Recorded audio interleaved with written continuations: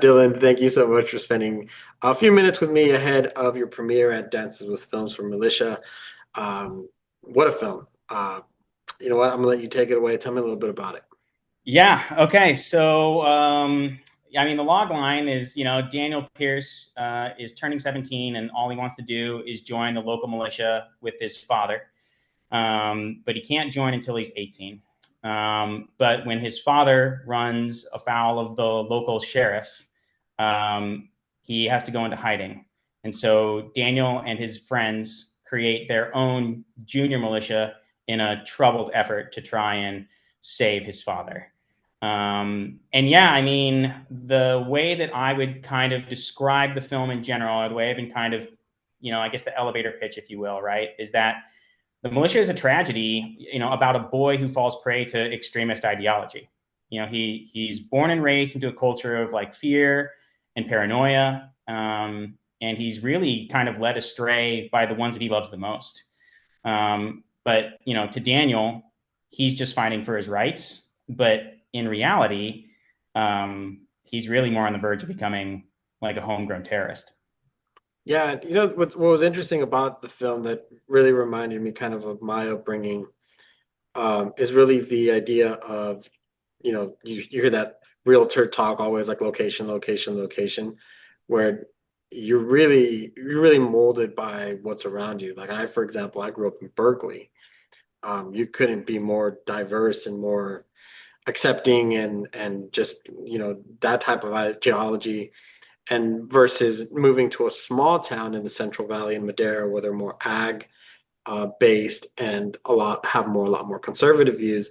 And even that alone was a culture shock for me. But I'm thinking now of these other places, other smaller towns in the Midwest, kind of like where we're set here in Militia, and thinking it's like, man, like some of these kids really never had a chance because of the fact of their surroundings. Um, yeah, tell me a little bit more about just just world building places where basically they're living in a bubble. Yeah. I a long time ago, I guess it was in, well, I know it all stems from kind of high school, really. I've been drawing, a lot of some of the younger boys. So the core group of boys in this film, the militia has kind of like a double meaning. There's the adult militia that we see in the film, and then there's the junior militia that these group of teen boys create on their own. And that's more the militia that the title's actually referencing, right? It's that play on words. And the group of boys, when I was trying to dive into those characters and build out the world, I really did kind of draw on my upbringing in Kansas City in the Midwest. And not that I was part of a youth militia or anything, but what I've said to some other people is that, like, you're a collection of your closest five friends. I've read that before, like there's like, oh, your closest five friends kind of tend to be what you tend to be. And we grew up, in 2001, I was a freshman in high school, and I went into class, and at 10 a.m., I watched the towers get hit. And it was like, holy shit, like what we're going to war, and there was all of this hate, for, the Taliban and a bunch of my friends and I, were like, we want to join the military now, there was this patriotic like surge. Who's like, oh, we've been attacked, it's the biggest attack since Pearl Harbor, and I remember being young and being like so angry about it. Mhm. And looking back on it now, I didn't join the military. Some of my friends did, some didn't. But it's now I've like come full circle, like a total pacifist as I've grown up, and I'm like, oh, war is awful. My friend that did join the military, he unfortunately was in an IED attack, and he's got shrapnel in his leg now. Like there was a price to be paid to do that. And I like thank him for his service. And I do thank everybody for going out there and like being part of the military. I think that's important. The film's certainly not anti-military, but it's this idea that like you can be captured by these moments when you're in a bubble, like you said, where it's like oh, I'm just so angry, or I'm surrounded by people that are like really angry about something, or I'm surrounded by people that are, really believe this one particular thing. And if you have no, you know, reach to hear anyone else's opinion, right? Then that's the truth to you. That's the only truth that you'll ever hear. And that's what I wanted to talk about, because I had just become obsessed over the last few years with the way the country has been coming into these more extreme ideologies, and like how we had gotten here. It's just like, why are these people like so angry, or like so entrenched in like an idea, or very, uh, set in one way? And it's like, well, right, when you're in an echo chamber, kind of what you were saying before, back to the original question, right? Like when you live in these bubbles, that's all you get. You're not forced to have, there's like no one, everyone else is going, well, heck yeah. They're like, oh yeah, well, of course we hate the cops, like then that's in the militia, the sheriff's the bad guy. And I think one of the interesting things about the film was, after we did our like preview screening for cast only, one of the cam ops came up to me and he went, Dylan, like, I love the film. That was intense. But I got to ask, are we rooting for the bad guys? And then I looked at him and I said, who are you rooting for? And that's kind of the question in the film, right? Like, from which perspective are you looking at the film? I think for me personally, when I was watching the film, it was just watching through a window, basically, and Yeah. getting an experience. And this is why I love films. And this is why I love movies, is because I get to, see the work that you're doing based off of your perspective, your experiences, and not necessarily, fully that you, like you said, you weren't in a militia or anything, but your experience. And now this film allows people like me, who probably will never be in a small town like that, and to see that experience and understand it, no matter how twisted it may be, and then have a better picture, which I appreciate. And I think that's what I appreciate about Militia, really, is this is why this kid grew up that way. And you can see the fundamentals of, I love my mom, I love my dad, I love my community. That's twist community. How are you going to Yes. say That's a great way of putting it. That's a great way of putting it. I was talking with, again, one of the lead actors, Michael Broderick. He plays Lee Pierce, the father in the it? film. And he talked about it again and again when he was talking about character. He's like, it's a family film. Like, he's like, it's about this family, and that they like love each other, but their ideals are just nuts. They're way out of line. But if you, like you said, if you just have you know, that core bubble, and there's no one to ever take your hand and say, what if we looked at this from another angle? Mhm. Then of course you're going to walk into the burning building. If your family says, oh, the burning building's safe, go for it, and you trust them inherently, then you'll do it. And I think one of the brilliant things about your script is really, you did the, I, for a very lack of a better term that I can't figure out right now, you did the dog barking behind the fence, and then with the adults, with his friends, with Daniel's friends, you took off that fence, and then you saw that they're like, whoa, hold on. Some of them more than others. The adults understand the world better, of course, but you show us the consequences of just that upbringing with one person. It doesn't take all of them, because as a core, as a group, we have seen that, people can come together and for the better, or sometimes actually for the worse.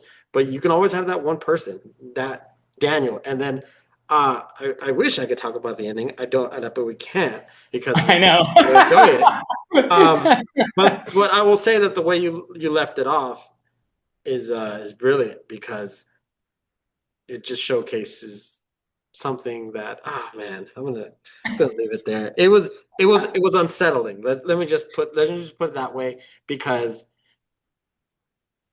I don't. Yeah, I feel well. The way someone else put it to me was they're like, it's kind of a descent into madness, Mhm. and I was like, I totally agree with that. Like very.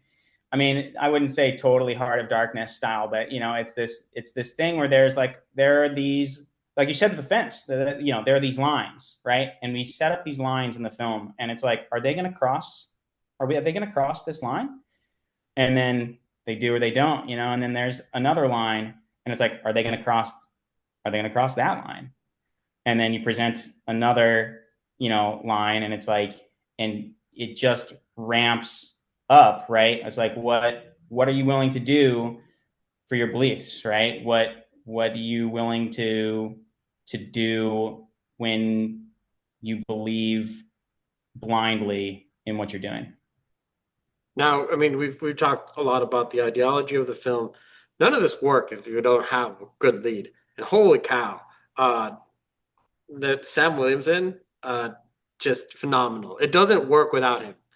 And Yeah, just Sam knocks it out of the park. just watching him, just go really from this kind of straight edge kid, regardless of his upbringing, his mom, playing with his friends, to the journey that we see him go through and the emotions we see him go through is incredible because there's a lot of times where it's just him and sometimes there's no dialogue, but he you can start see that tea kettle start to kind of rumble, and he does such a great job at showcasing that sometimes even with just these like stoic looks, and I don't know, I felt like as the film progressed, I don't know if it was just in my head, but he just got stiffer and stiffer and just almost like robotic, and it went from this kid to a robot to a Terminator kind of in a Yeah, weird sense because it was like family, friends, community, love, everything, and then it went. I'm only functioning based off of these ideas, and it was incredible to watch. I think his transformation in the film is phenomenal, and to his credit, on top of that, he's got a good background in local theater, and had been, in a bunch of his high school plays, in private, theater around town, and he's Kansas City born and raised as well, just like me. And same thing with the kid that plays Tyler, his best friend.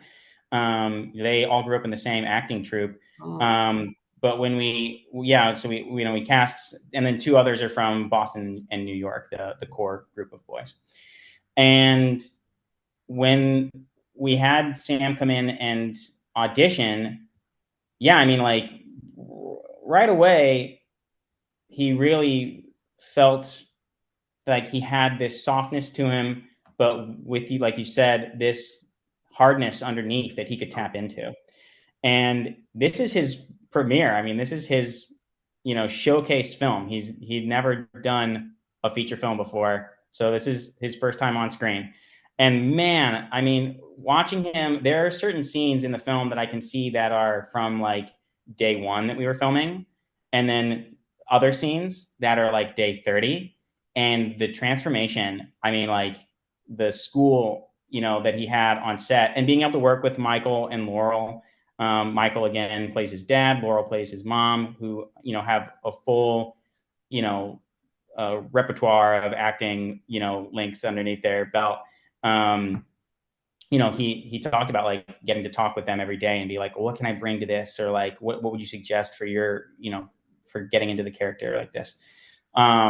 No, I mean he carries the film. It's great, and like after we did that premiere.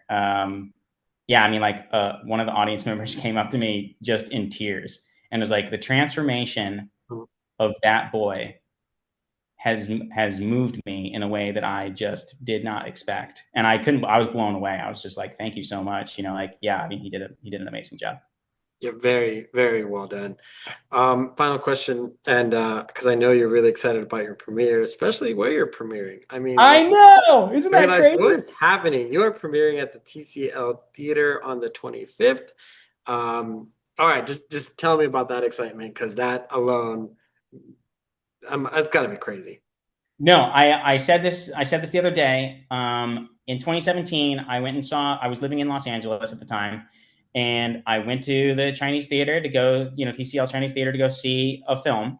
And I walked out of there and I was looking at all the footprints and handprints in the, in the concrete, and I like looked up at the theater and I just went like, one day, I have to screen a film here. It's just almost like the way Jim Carrey, signed $1 million check to himself. You know what I mean? It was like kind of like a manifesting moment where I was like, I don't know how I'm going to do it, but I sure hope I can. You know what I mean? Like I just like one day I have to screen here. I have to screen here. And then we got into the festival, and they're like, "Yeah, you're gonna be screening at the Grumman's Theater in Los Angeles." And yeah, I called my friend immediately and was just like screaming on the phone, just like, ah! I was just losing my mind. I mean, yeah, it's a dream come true. I mean, it's just a dream come true to get to screen at that theater. I mean, I think that theater could arguably could be the most famous theater in the world. Like, so yeah, we're screening there on June 25th at 7 p.m. Tickets are available at Dances with Film's website. But no, I mean, yeah, I mean, aside from that, like, no, I mean, my parents are like losing their mind too. Like one of my friends the other day kind of jokingly called me and was like, "I heard your film's like showing at the Chinese theater. Like, what the hell? Like, now I'm going to tell people that I know you." And I'm like, "Don't do that." Like, no one knows who I am. Yeah, But it's they're funny. excited. Everyone's excited. It's just, yeah, it's wild. So I mean, no, it's the joy of the fruit of your labor. You've worked hard to put together the film, to film it, edit it, to make a finished cut, and here you go. Here's your reward. Now we get now time to sit back a bit and celebrate and really just enjoy sharing it with the world because it's a vital topic. It's very very timely, and yeah, congratulations on Militia. It's couldn't be at a I hate to say it this way because it sounds almost positive as far as like couldn't be at a better time. It's like, yeah, I know, but so it's like, yeah, things are. I know what you're it's at saying, the right? right It's time. like it's topical, right? Yeah, It's it's topical. topical for the moment. No, it's like everything that's going on in the world, and that's why part of the reason I made it. It was just it's on my mind. I think it's on a lot of people's minds, and I wanted to explore that world, as to why we got here, and so hopefully people see that and they can gain something for it, and people on both sides will be able to have a conversation, after seeing it. That's what I really want, is like for it to be a conversation starter. Yeah, because you do it very respectfully and very, very open-minded as well. Something I didn't mention before, which I like. There's no this is it's just a presentation of this is what it is. Take it for what you will, and that's why you get the questions at the end of the screenings, Yeah, yeah, for sure. which is good. If you could Yeah. start a conversation at the end, you've done a great job. Also, congratulations on having Sam as his first film. I have a feeling he's gonna have quite a few more under his belt going forward. Yeah, I hope so, man. I think everybody on the film, I love to see everyone just skyrocket. All right, Dylan, it was really nice to meet you. I hope to see you on your next film and maybe hopefully meet you in person at one of these things. It's always Absolutely. Yeah, thank you so much for the time. Great interview. Appreciate it. thanks. Take care. All right, take care.